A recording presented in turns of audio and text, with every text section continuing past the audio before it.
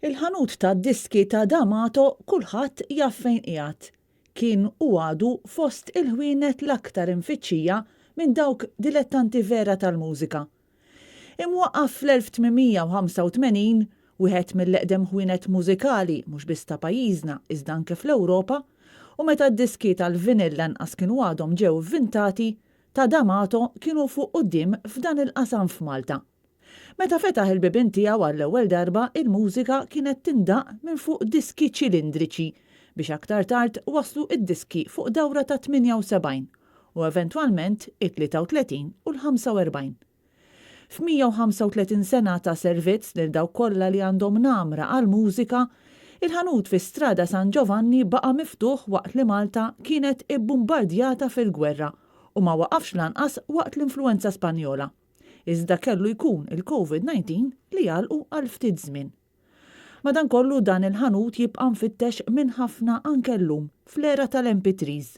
Mhux banqas għal fatt li Anthony u l-familja D'Amato dejjem taw importanza kbira lil klijenti tagħhom kif qalilna r-riċerkatur mużikali u preżentatur tar-radju Tony Mikallef. Xi ħaġa li tolqotni ħafna huwa l-fatt kif anka Anthony wara l-mewt tiegħu mitu ħafna nies li kienu fis-settur tan-negozju, imma hu b'mod partikolari kellu il-mod kif lill-klijent mhux biss ibelu l-affarijiet, imma tidħol fil-ħanut tiegħu u flimkien ma' nies oħrajn li hemm fl-istituzzjoni fl-azzjenda tiegħu jieħdu ħsieb lill-klijent.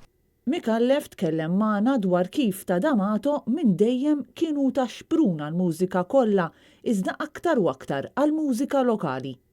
Anthony D'Amato flimkien ma' oħrajn anke membri tal-familja tiegħu stess u anke ħwienet oħrajn jibqgħu mfakkra fil-fema fqira tiegħi l-iktar għall-kontribut li taw anke fejn tidħol il-kanzunetta Maltija. Il-ħanut twaqqaf fl-1585 meta id-diski tal-faħam kienu għadhom id-diski tondi kienu għadhom laqqas bdew jiġu maħduma.